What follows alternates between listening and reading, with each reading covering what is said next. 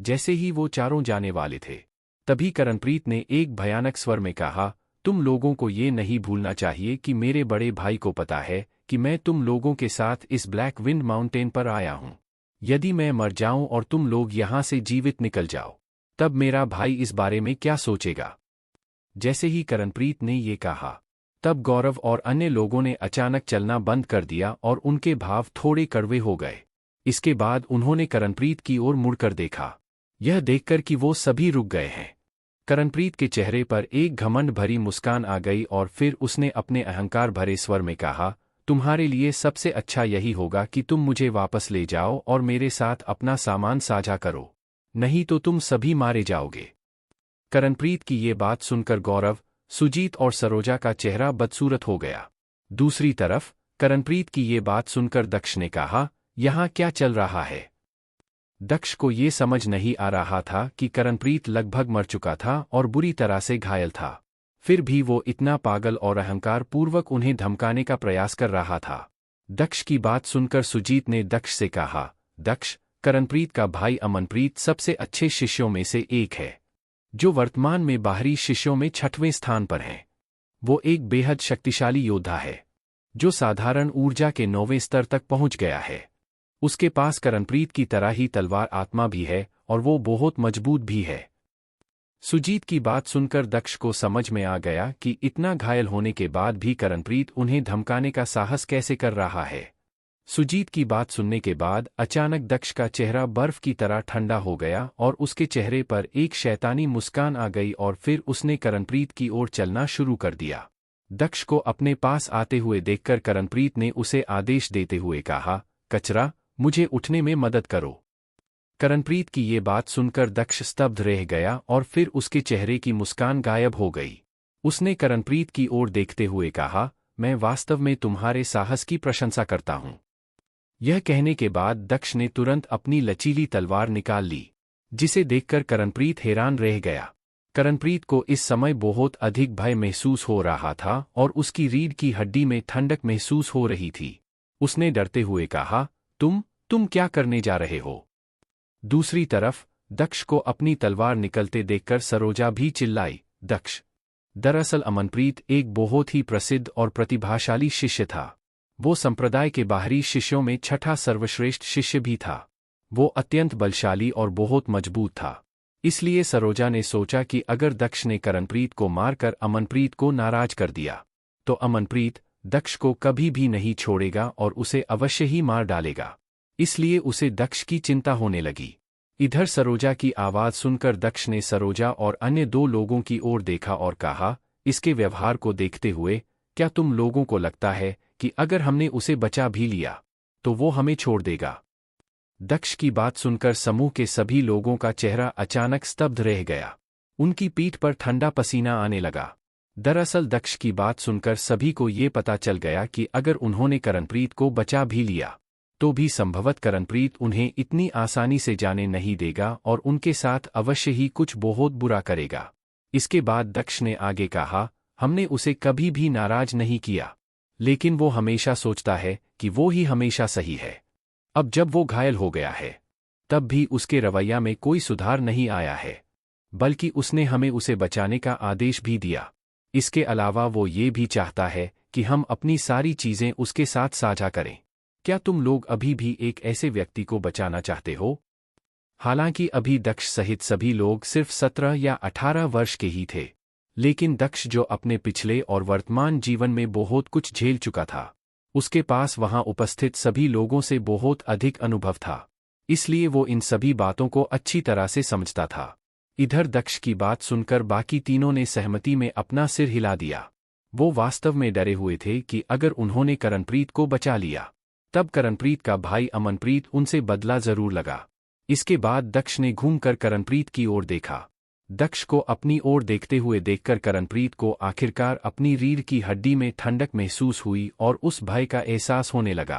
करणप्रीत ने जमीन पर दयनीय रूप से कराहते हुए कहा, मैं कसम खाता हूं कि यदि तुम मुझे बचाते हो तो मैं बदला नहीं लूंगा और मैं तुमसे एकत्रित वस्तुओं में से कोई भी वास्तु साझा करने के लिए भी नहीं कहूंगा। इस पर दक्ष ने उदासीनता से कहा, अब बहुत देर हो चुकी है। यह कहते ही दक्ष ने अपनी तलवार निकाली जो चमकदार रोशनी के साथ हवा में चमक उठी और फिर अगले ही पल करणप्रीत का गला काट दिया।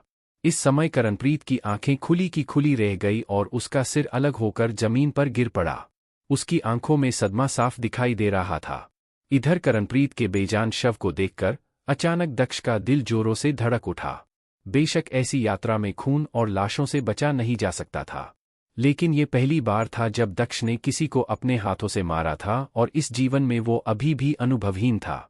इसके बाद दक्ष ने एक गहरी सांस लेते हुए सुजीत और गौरव की ओर देखा और कहा, अगर अमनप्रीत आता है तो उसे सच उसे बताना कि मैं ही वो था जिसने उसके भाई करणप्रीत को मार डाला।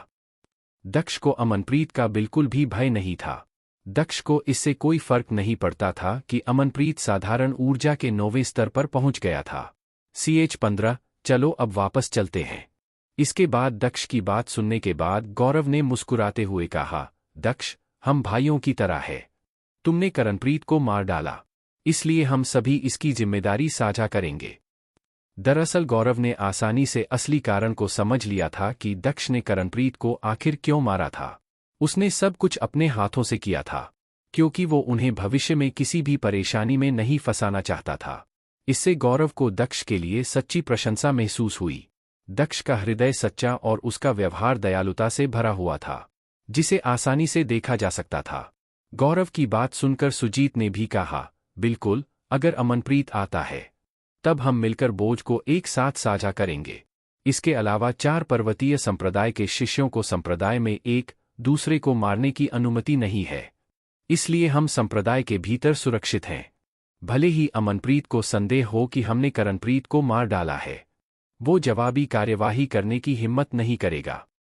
तभी सरोजा ने भी शर्माते हुए कहा, और मेरे बारे में मत भूलना, मैं भी अंत तक दक्ष के साथ हूं। यह कहते हुए उसके चेहरे पर एक विशेष सुंदर मुस्कान थी। उन सभी की बातें सुनकर दक्ष का हृदय द्रवित हो गया। वो ऐसे दोस्त बनकर इस जीवन में खुश था। उसने मुस्कुराते हुए कहा, ठीक है, सुजीत सही कह रहा था। 4 पर्वतीय संप्रदाय को संप्रदाय के बाहर होने वाली चीजों पर कोई आपत्ति नहीं थी, लेकिन किसी भी समस्या को रोकने के लिए संप्रदाय के भीतर सख्त नियम बनाए गए थे। इसके बाद दक्ष ने करणप्रीत के शरीर की जांच की, जिसमें उसे एक किताब मिली। दक्ष ने उस किताब को देखते हुए कहा, बिजली की गर्जना तलवार कौशल। दक्ष ने पुस्तक का नाम बोलते हुए पुस्तक खोली। बिजली की गर्जना तलवार कौशल एक साधारण स्तर का कौशल था। यदि इस कौशल को पूर्णता तक महारत हासिल कर लिया जाए तो इसका प्रत्येक प्रहार बिजली गिरने जैसा लगेगा और उसके बाद बिजली की विस्फोटक गर्जना होगी। बिजली की गर्जना जबरदस्त विनाशकारी शक्ति के साथ तलवार के प्रक्षेप पथ में यात्रा करेगी।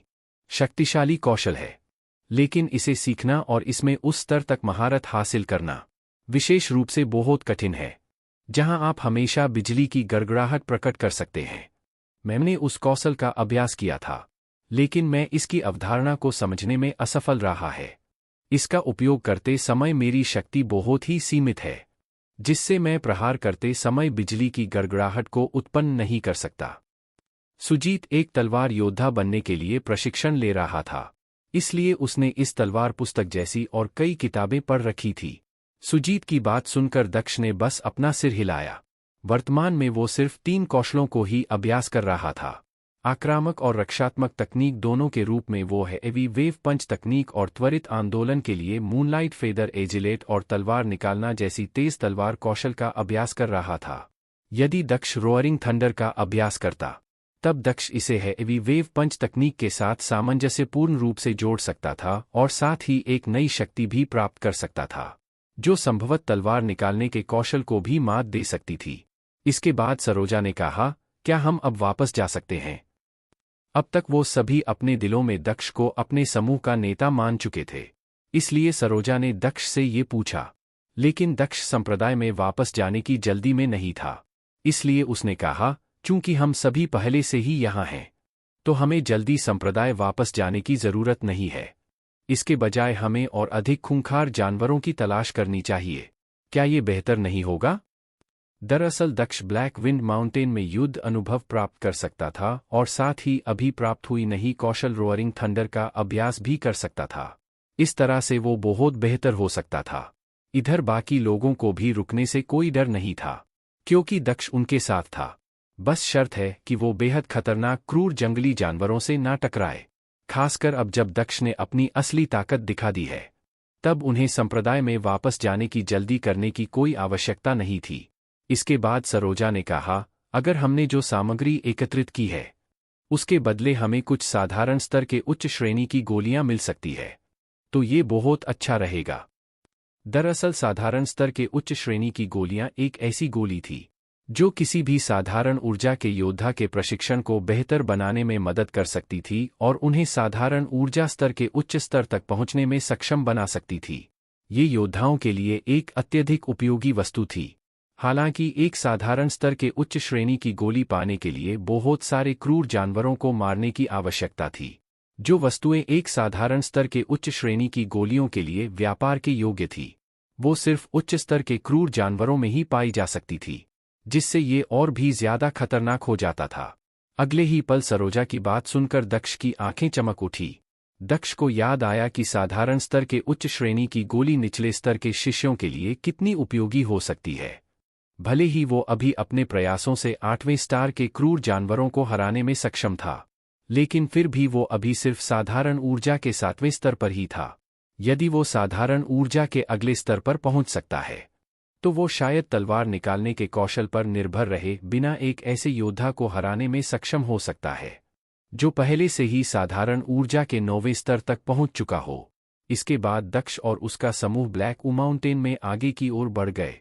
5 दिनों के बाद दक्ष पिछले 5 दिनों से लगातार रोअरिंग थंडर स्वार्ड तकनीक का अभ्यास कर रहा था। घने जंगलों के बीच दक्ष की तलवार से तेज आवाज सुनाई दी। इस समय चारों ओर हवा में छोटे छोटे विस्फोटों की आवाजें गूंज रही थी। तलवार से उत्पन्न होने वाली इन आवाजों से सरोजा अभी भी डरी हुई थी। बूम बूम बूम, तलवार की तेज बिजली के संपर्क से पेड़ टूटकर बिखर रहे थे। दक्ष अपनी तलवार को इतनी खूबसूरती और सुंदरता से चला रहा था, जिसे देखकर ऐसा लग रहा था कि दक्ष की तलवार हवा में नृत्य कर रही हो। कोई भी योद्धा एक नज़र में ये नहीं बता पाएगा कि उसकी तलवार में इतनी भयानक शक्ति भी हो सकती है। दूरी से निरीक्षण करते हुए सुजीत के चेहरे पर इस समय एक व्यंग्यात्मक मुस्कान आ गई और उसने कहा, 5 दिनों के बाद रोअरिंग थंडर कौशल का उपयोग करने में इस स्तर तक सक्षम होना, ये वास्तव में एक राक्षसी प्रतिभा है। सुजीत ने भी तलवार कौशल का अभ्यास किया था और वो रोअरिंग थंडर कौशल का अभ्यास भी कर चुका था। वो ये अच्छे से जानता था कि इसका उपयोग करना कितना कठिन था। लेकिन दक्ष सिर्फ 5 दिनों से इस रोअरिंग थंडर तकनीक का अभ्यास कर रहा था और हर एक प्रहार से तेज बिजली की विस्फोटक ध्वनि उत्पन्न हो रही थी। ये देखकर सुजीत का दिल थोड़ा भारी हो गया, क्योंकि इस तरह की उपलब्धि बहुत ही आश्चर्यजनक हो सकती है। इस समय दक्ष क्लाउड तेंदुए के साथ लड़ाई कर रहा था। उन दोनों को लड़ते हुए देखकर गौरव ने अपने हाथ बांधते हुए कहा, तुम अपनी तुलना दक्ष से मत करो। वो अपने प्रशिक्षण के रूप में उस क्लाउड तेंदुए का उपयोग कर रहा है। क्या तुम ये कर सकते हो? गौरव की आवाज सुनकर अचानक सुजीत की मुस्कान थोड़ी टेढ़ी हो गई। दक्ष की सबसे भयानक बात ये थी कि वो किसी भी समय उस क्लाउड तेंदुए को मार सकता था, लेकिन उसने ऐसा नहीं किया, बल्कि इसके बजाय उसने उस क्लाउड तेंदुए का इस्तेमाल प्रशिक्षण के लिए किया। दक्ष तलवार चलाने में इतना तेज था कि ऐसा लग रहा था मानो उसके सामने एक अदृश्य दीवार खड़ी हो गई हो, जो उसके पास आने वाले किसी भी चीज को आसानी से रोक रही हो। भले ही वो क्लाउड तेंदुआ बेहद तेज था, लेकिन वो दक्ष की गति का मुकाबला नहीं कर पा रहा था। दूसरी तरफ अगले ही पल दक्ष ने उस क्लाउड तेंदुए के सिर में अपनी तलवार घुसा दी, जिससे उस क्लाउड तेंदुए का सिर बिजली की गर्जना से भर गया और फिर अगले ही पल उसका सिर हिंसक तरीके से टुकड़े टुकड़े हो गए। यह देखकर दक्ष मुस्कुराने लगा और फिर उसने अपनी तलवार वापस अपनी म्यान में रख ली। वो रोअरिंग थंडर कौशल से बेहद संतुष्ट लग रहा था।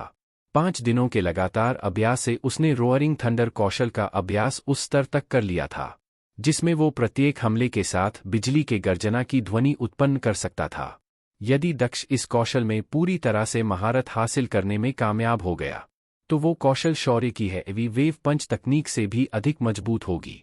इस समय दक्ष का चेहरा नाजुक लग रहा था। उसके चेहरे की विशेषताएं एक सुंदर लेकिन एक मोहक आकर्षक दे रही थी। अपने पिछले जीवन की तुलना में वो इस जीवन में अधिक सुंदर दिख रहा था। इसके बाद गौरव ने क्लाउड तेंदुए की लाश से कीमती वस्तुएं एकत्रित की और फिर उसने सभी वस्तुएं अपने बैग में रख ली। हालांकि गौरव का उद्देश्य पहले अपने कौशल में सुधार करने के लिए शिकार करना और कुछ क्रूर जानवरों को मारने का था, लेकिन अब वो सिर्फ उन कीमती वस्तुओं को इकट्ठा कर रहा था जिन्हें दक्ष ने पीछे छोड़ दिया था। लेकिन इससे वो दुखी नहीं था। इसके बाद दक्ष ने कहा, गौरव, हमने जानवरों से जो सामग्री एकत्रित की है उसके बदले हमें कितनी साधारण स्तर की उच्च श्रेणी की गोलियां मिल सकती हैं। दक्ष की यह बात सुनकर गौरव ने अपनी आंखों में उत्साह के साथ कहा, दक्ष, हमने जितनी सामग्रियां एकत्रित की हैं उससे हम कम से कम 13 साधारण स्तर के उच्च श्रेणी की गोलियां प्राप्त कर सकते हैं।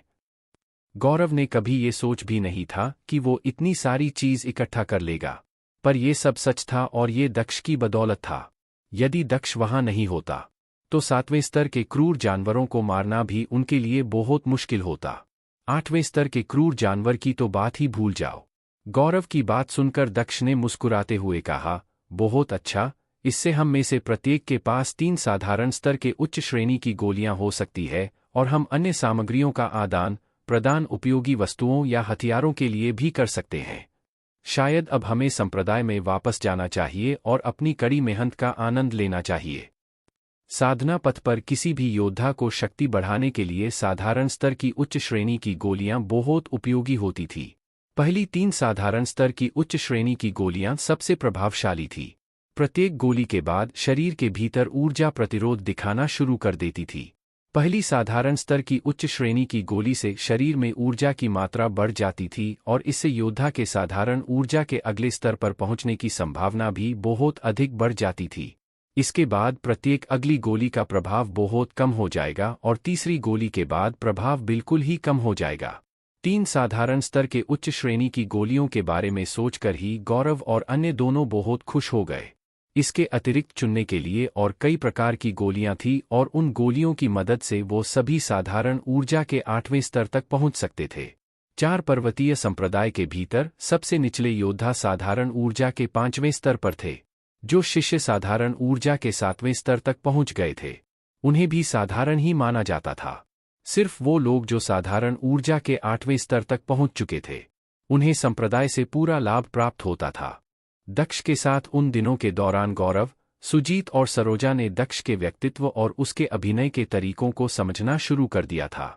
दक्ष अपने साधना पथ पर बहुत मेहनती था और उसके पास एक अविश्वसनीय ईश्वरीय जैसी आभा थी जो हर समय उसके चेहरे पर चमकती रहती थी। इसके बाद दक्ष ने कहा, चलो अब वापस चलते हैं। इसके बाद वो सभी जल्द ही संप्रदाय वापस लौट आए। संप्रदाय में लौटने के बाद उन्होंने सबसे पहले उन बहुमूल्य वस्तुओं को संप्रदाय के आदान प्रदान शाखा में 12 साधारण स्तर के उच्च श्रेणी की गोलियां से बदल दिया, जिनमें से प्रत्येक को 3 गोली प्राप्त हुई। इसके बाद दक्ष ने एक तलवार के लिए कुछ अतिरिक्त सामग्री का आदान प्रदान किया। गौरव ने भी एक नई कुल्हाड़ी खरीदी और सुजीत ने अन्य गोलियों के लिए वस्तुओं का आदान प्रदान किया जो कि उसकी साधना की नींव पर किसी भी बुनियादी बातों को मजबूत कर सकती थी। इस यात्रा के दौरान सुजीत को अंततः पता चला कि उसकी साधना की नींव अभी पर्याप्त मजबूत नहीं हुई है। सरोजा ने कुछ सौंदर्य गोलियों के बदले अपनी वस्तुओं का आदान प्रदान किया था।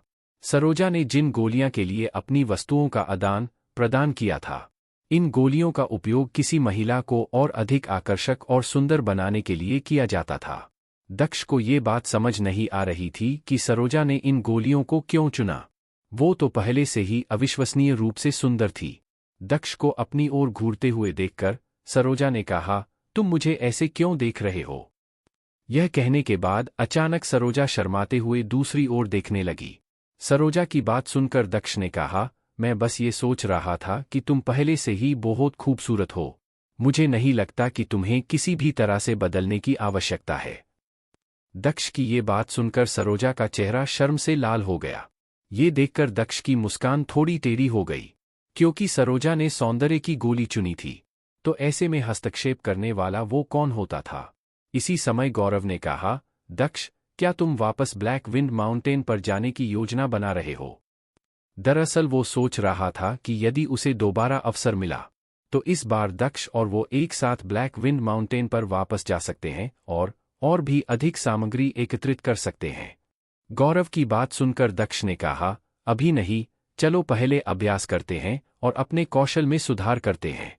मुझे लगता है कि साधारण ऊर्जा के 7वें स्तर पर होना संप्रदाय के भीतर अभी भी बहुत कम है। दक्ष की बात सुनकर गौरव ने कहा, वास्तव में हम सभी को अपने कौशल में सुधार करने की आवश्यकता है।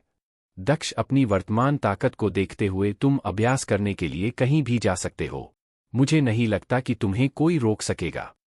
इसके बाद कुछ सोचते हुए गौरव ने दक्ष को एक जगह के बारे में बताया, जहां एक विशाल घटी थी। वो 4 पर्वतीय संप्रदाय का सबसे प्रसिद्ध स्थान था, जिसे स्टॉर्मी गार्ज के नाम से जाना जाता था। 4 पार्वती संप्रदाय 4 अत्यंत ऊंची पर्वत चोटियों से घिरा हुआ था। 4 पार्वती संप्रदाय के पर्वत चोटियों के बीच में ही स्टार्मी गार्ज स्थित था। स्टार्मी गार्ज एक अत्यंत विशाल भूमि को कवर करता था और एक भूमिगत शहर की तरह कई क्षेत्रों में विभाजित था। वो घाटी विशाल थी और भीतर कई अलग अलग जगह देखे जा सकते थे। यदि कोई योद्धा इसमें प्रवेश करता है तो शायद वो जंगल के बीच में या संभवत रेगिस्तान में पहुंच जाएगा। स्टार्मी गार्ज पर सिर्फ सबसे मजबूत योद्धा ही प्रवेश करने की हिम्मत करते थे, क्योंकि यदि कोई कमजोर योद्धा वहां प्रवेश करता था तो ये सिर्फ उसकी मृत्यु का ही कारण बनता था। इसलिए 4 पर्वतीय संप्रदाय में जो योद्धा कम से कम साधारण ऊर्जा के 8वें स्तर तक नहीं पहुंचे थे, वो स्टॉर्मी गार्ज में जाने की हिम्मत बिल्कुल नहीं करते थे। इसके अलावा स्टार्मी गार्ज के अंदर एक और जगह थी, जिसे जीवन या मृत्यु का क्षेत्र कहा जाता था। यदि कोई योद्धा स्वेच्छा से जीवन या मृत्यु के क्षेत्र में कदम रखता था तो वो विद्वेष के कारण मृत्यु तक लड़ सकते थे, और यदि वो दुर्घटनावश मारे जाते हैं तो 4 पर्वतीय संप्रदाय इसमें शामिल नहीं होगा। हालांकि वहां भी प्रत्यक्ष हत्या की अनुमति नहीं थी। एक बार योद्धा के जीवन को गंभीर रूप से नुकसान पहुंचाने के बाद कोई भी योद्धा वहां सुरक्षित वापस लौटने में असमर्थ होता था। कुछ लोग घायल शिष्यों को गुप्त रूप से मर भी देते थे, क्योंकि वो संप्रदाय में लौटने का प्रयास करते थे। यदि आपके पास पर्याप्त ताकत है तो आप सार्वजनिक रूप से किसी अन्य शिष्य की हत्या भी कर देते थे। तब भी संप्रदाय इसमें हस्तक्षेप नहीं करता। बस आपको मजबूत होना होगा। दक्ष ने स्टार्मी गार्ज की ओर देखते हुए कहा, निश्चित रूप से मैं वहां जाऊंगा। स्टार्मी गार्ज की ओर भीड़ को जाते हुए देखकर शौर्य अपने अतीत को याद करने लगा। अपने अतीत को याद करते ही उसकी अभिव्यक्ति बहुत बदल गई। यदि ऐसा तब होता जब दक्ष सिर्फ साधारण ऊर्जा के 5वें स्तर पर था, तब लोग उसे अभी भी एक कूड़े का टुकड़ा कह सकते थे। उस समय उसके पास अन्य सभी शिष्यों से बचते हुए दूर खड़े होकर स्टार्मी गार्ज में लड़ाई देखने के अलावा कोई विकल्प नहीं होता। CH-16 ध्रुव सेन। ब्लैक विंड माउंटेन से लौटने के बाद अगले 3 दिनों तक दक्ष अपने कमरे में बैठा साधना कर रहा था। वो स्वर्ग और पृथ्वी की महत्वपूर्ण ऊर्जा को और अधिक स्पष्ट रूप से महसूस कर सकता था। उसके कमरे की हवा में एक हल्की सी धुंध छाई हुई थी, जिससे एक फीकी चमक निकल रही थी। दक्ष के शरीर के पास एक मायावी लिटिल ब्लैक स्पिरिट तैर रही थी और ऐसा लग रहा था कि वो स्वर्ग और पृथ्वी की ऊर्जा को अवशोषित कर रही है और खुद को स्वर्ग और पृथ्वी की शक्ति के साथ जोड़ रही है। यदि दक्ष अपनी आत्मा को देखने में सक्षम होता तो उसने देखा होता कि उसकी लिटिल ब्लैक स्पिरिट और अधिक ठोस होती जा रही थी।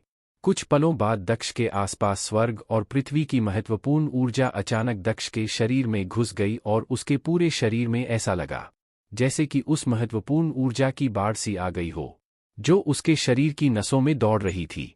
अभी जो कुछ भी हो रहा था उसे महसूस करते हुए दक्ष चौंक गया, क्योंकि इस समय एक असामान्य तत्व उसके शरीर के अंदर घुस गया था और उसके शरीर के अंदर घूम रहा था। वो असामान्य तत्व जो इस समय दक्ष के शरीर के अंदर घुस गया था, उसने दक्ष को साधारण ऊर्जा के 8वें स्तर को तोड़ने के लिए प्रेरित किया। अगले ही पल दक्ष ने अपनी आंखें खोली और फिर उसने मुस्कुराते हुए सोचा, मैंने साधारण स्तर की 3 उच्च श्रेणी की गोलियों का सेवन किया है और अंततः अब मैं साधारण ऊर्जा के 8वें स्तर पर पहुंच गया हूं। दक्ष पहले साधारण ऊर्जा के 7वें स्तर पर ही था। उसे साधारण ऊर्जा के 8वें स्तर तक पहुंचाने के लिए एक लंबा रास्ता तय करना था, लेकिन साधारण स्तर के उच्च श्रेणी की गोलियों के सेवन से उसने जल्द ही वो रास्ता पार कर लिया और अपनी साधना के अगले स्तर पर अर्थात साधारण ऊर्जा के 8वें स्तर पर पहुंच गया। लेकिन इसके लिए उसे साधारण स्तर के 3 उच्च श्रेणी की गोलियों की कीमत भी चुकानी पड़ी, जो कि इसके लायक था। इसके बाद दक्ष ने कहा, अब इस स्थिति में अगर मैं किसी ऐसे योद्धा का सामना करता हूं जो पहले से ही साधारण ऊर्जा के 9वें स्तर पर पहुंच चुका है, तो संभवतः मैं उसे हराने में सक्षम हो सकता हूं। इससे पहले जब दक्ष साधारण ऊर्जा के 7वें स्तर पर था, तब वो 9वें स्तर के हेल वुल्फ को मारने में सक्षम था, जिसकी युद्ध शक्ति साधारण ऊर्जा के 8वें स्तर पर पहुंच चुके एक योद्धा के बराबर थी। और अब जबकि दक्ष साधारण ऊर्जा के 8वें स्तर पर पहुंच चुका है, तब वो आत्मविश्वास के साथ साधारण ऊर्जा के 9वें स्तर पर पहुंच गए योद्धा से मुकाबला कर सकता है। इसके बाद दक्ष ने एक गहरी सांस ली और फिर उसने अपने कपड़े ठीक किए। इसके बाद दक्ष अपने कमरे से बाहर चला गया। आज शरद ऋतु का एक खूबसूरत दिन था और सूरज आसमान में चमक रहा था। इस समय दक्ष को अपने चारों ओर गर्माहट का सुखद एहसास हो रहा था।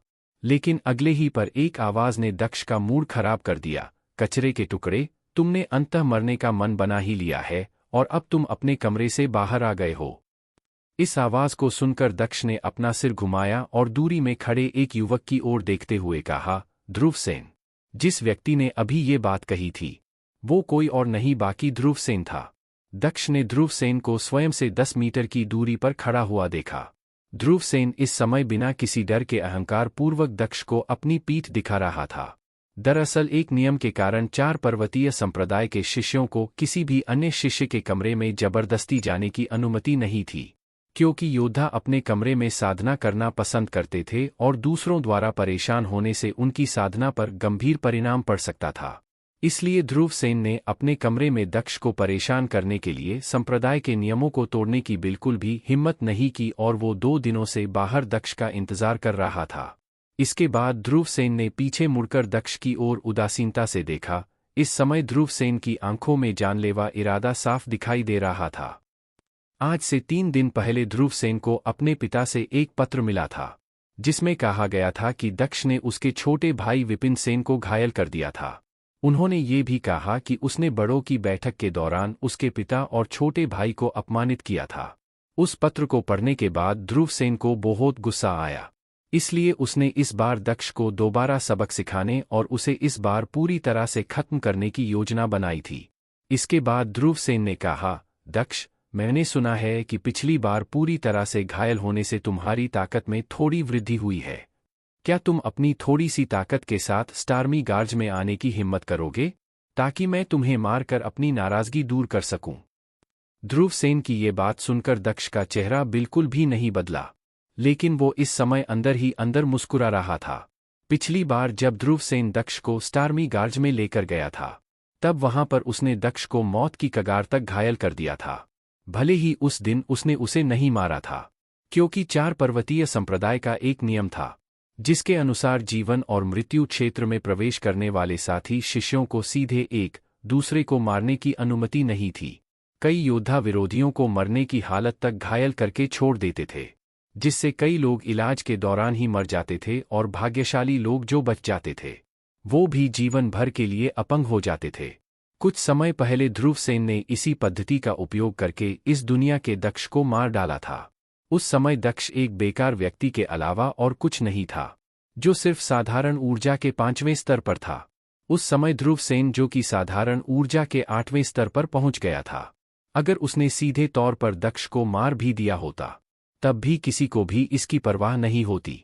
यहाँ मजबूत लोग ही नियम बनाते थे, बलवान ही निर्बल को मारता है। यही संसार का नियम था। किसी भी नियम को पर्याप्त ताकत से तोड़ा भी जा सकता था। इस समय दक्ष ने उदासीनता से मुस्कुराते हुए सोचा, मेरे बदला लेने का समय इतनी जल्दी आ गया है। लगता है कि मैं इस समय बहुत भाग्यशाली हो गया हूं। अतीत में ध्रुव सेन ने पिछले दक्ष की हत्या कर दी थी। उस समय दक्ष ने पिछले दक्ष से वादा किया था कि वो उसके मृत्यु का बदलाव अवश्य लेगा और अब वो समय आ गया है। इससे दक्ष बहुत खुश था। इसके बाद दक्ष ने बिना कुछ कहे सीधे जीवन और मृत्यु क्षेत्र की ओर चलना शुरू कर दिया। दक्ष को बिना कुछ कहे वहां से जाता हुआ देखकर ध्रुव सेन ने व्यंग्यपूर्वक कहा, कचरे के टुकड़े आखिर कचरे का एक टुकड़ा ही होता है। क्या तुम में सच में हिम्मत नहीं है मुझसे लड़ने की?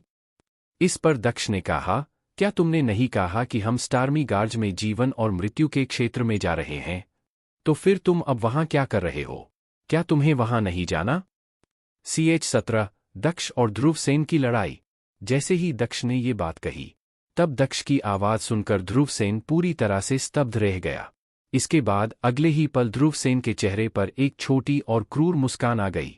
इसके बाद ध्रुवसेन ने गुप्त रूप से सोचा, कूड़े का टुकड़ा आखिर एक कूड़े का टुकड़ा ही होता है। वो अपनी किस्मत से पिछली बार बच गया था, लेकिन इस बार वो दोबारा नहीं बचेगा। इस बार मैं इस दक्ष को जीवित रहने का एक छोटा सा भी मौका नहीं दूंगा। भले ही मैं जीवन और मृत्यु क्षेत्र पर दक्ष को नहीं मार सकता, लेकिन मैं उसके घायल होने का इंतजार करूंगा और फिर चिकित्सा उपचार के दौरान मैं उसे गुप्त रूप से मार डालूंगा।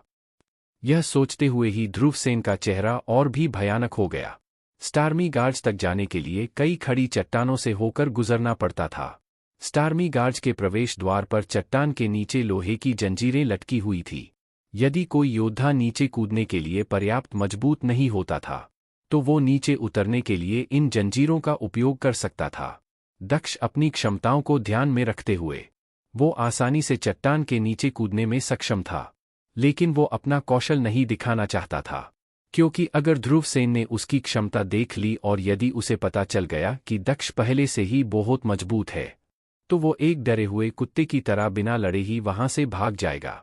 दक्ष इस दुर्लभ अवसर को ऐसे ही नहीं चूकना चाहता था, इसलिए उसने स्टार्मी गार्ज से नीचे उतरने के लिए लोहे की जंजीरों का उपयोग किया। इधर दक्ष को लोहे की जंजीरों का उपयोग करते हुए देखकर ध्रुवसेन ने मजाकिया मुस्कान के साथ कहा, कचरा हमेशा कचरा ही रहेगा। स्टार्मी गार्ज में प्रवेश करने के लिए तुम्हें अब भी सहायता की आवश्यकता है। यह कहने के बाद ध्रुवसेन ने नीचे एक चट्टान की ओर देखा और फिर उसके ऊपर छलांग लगा दी। उसकी गति कुशलता ने उसे इतना हल्का बना दिया था कि ऐसा लग रहा था कि वो उड़ सकता हो। जैसे ही वो उतारने वाला था, उसने पलटी मारकर अपने पैरों को नीचे धरती में गहराई तक मारा और तुरंत रुक गया। स्टार्मी गार्ज के नीचे खड़े कुछ लोगों ने जब ध्रुवसेन को वहां उतारते हुए देखा, तो उन्होंने प्रशंसा के साथ कहा, बहुत ही अद्भुत, वही व्यक्ति कौन है? तब वहां पर खड़े एक शिष्य ने कहा, मैं उसे जानता हूं। वो ध्रुवसेन है, जो साधारण ऊर्जा के 8वें स्तर पर पहुंच गया है। वो बहुत ही मजबूत और शक्तिशाली है। इस दुनिया में जैसे जैसे योद्धा एक स्तर पर आगे बढ़ते जाते हैं, योद्धा की दृष्टि और सुनने की क्षमता भी वैसे वैसे अत्यधिक विकसित होती जाती है। वैसे ही ये शिष्य ध्रुवसेन को देख सकते थे, भले ही वो घाटी से 100 मीटर दूर थे। बहुत ही जल्द दक्ष और ध्रुवसेन जीवन और मृत्यु क्षेत्र पर पहुंच गए। वो एक बहुत बड़ा क्षेत्र था। 4 पर्वतीय संप्रदाय के कुछ शिष्य से वहां से गुजर रहे थे और जब उन्होंने ध्रुवसेन और दक्ष को देखा, तो वो रुक कर देखने से खुद को नहीं रोक सके। वो एक ऐसी लड़ाई देखना चाहते थे जिसमें एक शिष्य दूसरे शिष्य को बुरी तरह से घायल कर दे। इसके बाद ध्रुवसेन ने हंसते हुए कहा, मैंने सचमुच नहीं सोचा था कि तुम्हारे जैसा एक कचरा यहां आने की हिम्मत करेगा। पिछली बार तुम लगभग मर ही गए थे, लेकिन आज मैं यहां ये सुनिश्चित करूंगा कि तुम यहां से बिल्कुल भी जीवित वापस ना जा पाओ। इस समय ध्रुवसेन की हंसी बहुत क्रूर और भयानक थी। दरअसल ध्रुवसेन दक्ष को स्टार्मी गार्ज में लाकर मारना चाहता था, लेकिन उसने ये कभी नहीं सोचा था कि दक्ष दूसरी बार यहां आने के लिए सहमत होगा। इससे ध्रुवसेन को थोड़ा आश्चर्य हुआ। ध्रुवसेन की बात सुनकर दक्ष ने उदासीनता से कहा, यदि तुम्हारे पास क्षमता है तो बस कोशिश करो, ज्यादा बकवास मत करो। दक्ष की बात सुनकर ध्रुवसेन ने कहा, दक्ष, तुम्हारे जैसा बेकार आदमी कुछ पागलपन भरी बातें करने का साहस सिर्फ इसलिए कर रहा है क्योंकि तुमने मेरे छोटे भाई विपिन को हरा दिया है। लेकिन आज मैं तुम्हें दिखाऊंगा कि एक योद्धा जो कि साधारण ऊर्जा के 8वें स्तर पर पहुंच गया है, उसके पास कैसी ताकत होती है। वो अपनी ताकत से कुछ भी करने में सक्षम होता है। दक्ष, तुम पहले की ही तरह एक कचरे के टुकड़े हो और एक कायर और बेकार इंसान हो। यह कहने के बाद ध्रुवसेन ने बिल्कुल भी समय बर्बाद नहीं किया और फिर उसने अपना एक मुक्का सीधे दक्ष के चेहरे की ओर बढ़ा दिया। ध्रुवसेन के अनुसार इस लड़ाई को खत्म करने के सिर्फ एक मौका ही काफी होना चाहिए था। जब दक्ष ने ध्रुवसेन के मुक्के को अपनी ओर आते हुए देखा, तब उसने अपना सिर हिलाया और फिर ध्रुवसेन की मुट्ठी को रोकने के लिए दक्ष ने अपनी हथेली को आगे बढ़ाया। ये देखकर ध्रुव से एक ठंडी हंसी हंसे बिना नहीं रह सका। दक्ष जैसे बेकार इंसान ने अचानक उसके मुक्के को रोकने के लिए उसके हाथ की हथेली का इस्तेमाल किया था। ये सोचकर ही ध्रुवसेन अंदर ही अंदर हंस रहा था। इसके तुरंत बाद ध्रुवसेन ने कहा, चलो मुझे तुम्हारा हाथ तोड़ने दो। यह कहने के तुरंत बाद ध्रुवसेन के हाथ से एक शानदार सफ़ेद रोशनी उसकी मुट्ठी से बाहर निकलने लगी। वो सीधे दक्ष की हथेली को कुचलना के लिए अपनी मुट्ठी का उपयोग करना चाहता था, जिसका इलाज संभव ही नहीं था। इधर ध्रुवसेन के इस हमले को देखकर दक्ष ने शांति से कहा, तुम बस सपने देखते रहो। जैसे ही दक्ष ने ये कहा, तब अचानक ही उसकी हथेली से एक आश्चर्यजनक शक्तिशाली शक्ति निकली, जिस पर ध्रुवसेन को ऐसा लगा जैसे कि वो असीम शक्तिशाली लहरों के सागर के सामने खड़ा हो। लहरें अत्यधिक दमनकारी और हिंसक थी। इस समय ध्रुवसेन ने न सिर्फ अपनी सारी ताकत खो दी, बल्कि उसने अपना अहंकार भी खो दिया था। साथ ही शौर्य की भारी लहरें उसकी बाहों पर भी गिर रही थी। दबाव के कारण उसका दाहिना हाथ पहले से ही सूजना शुरू हो गया था। CH-18 साधना नष्ट करना। दक्ष के इस हमले को देखकर ध्रुवसेन पूरी तरह से भ्रमित और स्तब्ध रह गया। उसने हैरानी भरे स्वर में कहा, ये कैसे संभव है? इस समय ध्रुवसेन को ऐसा लग रहा था कि कोई शक्तिशाली अदृश्य शक्ति उसके हाथ को कुचल रही हो। उसके पूरे शरीर को चला जा रहा था और लहरों की चरम शक्ति अभी भी बढ़ती जा रही थी। ध्रुवसेन इस समय जल्द से जल्द भाग जाना चाहता था। जब दक्ष को इस बात का एहसास हुआ, तब उसने कहा, क्या तुम्हें सच में लगता है कि तुम यहां से भाग कर जा सकते हो? यह कहते हुए दक्ष का चेहरा बर्फ जैसा ठंडा हो गया। इसके तुरंत बाद दक्ष की हथेली ध्रुवसेन की मुट्ठी से जा टकराई और फिर बूम! अगले ही पल चारों ओर एक जोरदार रोंगटे खड़े कर देने वाली आवाज सुनाई दी। ध्रुवसेन को अपनी पूरी बाहों में एक तेज दर्द का एहसास हुआ। उसे ऐसा लगा जैसे कि उसकी हड्डियां टूट रही हो और उसकी मांसपेशियां किसी भी समय फट सकती हो। इस समय ध्रुवसेन अपना हाथ खींचना चाहता था, लेकिन वो ऐसा नहीं कर सका। वो भागना चाहता था, लेकिन वो ऐसा भी नहीं कर सकता था। दक्ष की ताकत और गति दोनों इस समय ध्रुवसेन पर हावी हो रही थी। उनके बीच का अंतर बहुत बड़ा था। इस समय दक्ष और ध्रुवसेन इतने करीब थे कि ध्रुवसेन दक्ष के चेहरे का हर एक विवरण स्पष्ट रूप से देख पा रहा था। दक्ष की आंखें इस समय ठंडी थी और उसके चेहरे पर एक दुष्ट मुस्कान थी, जिसे देखकर अचानक ध्रुवसेन को महसूस हुआ कि उसके घुटने डर से कमजोर हो गए हैं। इस समय ध्रुवसेन के मन में सिर्फ एक ही सवाल चल रहा था, क्या दक्ष उसके साथ सिर्फ खिलवाड़ कर रहा था? कचरे का वो टुकड़ा कब उससे आगे निकल गया था? इस समय ध्रुवसेन बस हार मानकर वहां से भाग जाना चाहता था। इसके अलावा वो और कुछ भी नहीं चाहता था। इसी समय दक्ष ने ठंडी हंसी हंसते हुए कहा, मुझे इसे कैसे खत्म करना चाहिए, तुम्हें क्या लगता है? इस समय दक्ष की हैवी वेव पंच तकनीक हिंसक रूप से ध्रुवसेन को कुचल रही थी, जिसकी ताकत 95 क्रूर हाथियों के ताकत के बराबर पहुंच गई थी। ध्रुवसेन को ऐसा लग रहा था जैसे कि उसकी पूरी भुजा को एक विशाल पहाड़ द्वारा कुचला जा रहा हो और फिर अगले ही पल क्रंच! ध्रुवसेन के कानों में हड्डियां टूटने की आवाज सुनाई दी। इसके तुरंत बाद वो जमीन पर गिर गया और जमीन पर गिरते ही उसके मुंह से खून निकलने लगा। उसके पूरे बाहों में भयंकर दर्द हो रहा था और वो इस समय भयानक दर्द महसूस कर रहा था। ध्रुवसेन की हड्डियां टूट चुकी थी और उसकी मांसपेशियां भी पूरी तरह से फट चुकी थी। ध्रुवसेन को ऐसे तड़पते हुए देखकर दक्ष ने ठंडे स्वर में कहा, तुम मेरे तीसरे चाचा के बेटे हो और तुम मेरे चचेरे भाई भी हो, लेकिन तुम्हारे परिवार के लोग और अर्नव सेन गुप्त रूप से मिलकर हमेशा मेरे पिता और मेरा अपमान करते रहते हो और हमें मारने का प्रयास करते हो। तुम प्यार और स्नेह के बारे में कुछ नहीं जानते। तुमने बार बार मेरा अपमान किया है। इसके अतिरिक्त तुम यहाँ दूसरी बार मेरी हत्या करने के लिए मुझे यहाँ लेकर आए। तुम निर्दय और हृदयहीन हो, इसलिए मुझे इतना निर्दयी और क्रूर होने के लिए दोष मत दो। इस समय ध्रुवसेन दक्ष की निर्ममता को महसूस कर सकता था, जिससे उसका पूरा शरीर कांपने लगा।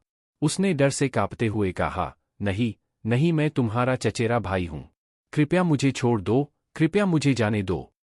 इस समय वो दक्ष से आ रहे जानलेवा इरादे को स्पष्ट रूप से महसूस कर सकता था, जिससे ध्रुवसेन पूरी तरह से भयभीत हो गया। इधर ध्रुवसेन की बात सुनकर दक्ष ने हंसते हुए कहा, जब पिछली बार तुमने मुझे मारने की कोशिश की थी, तो क्या तब तुम्हें याद नहीं आया कि मैं तुम्हारा चचेरा भाई हूं?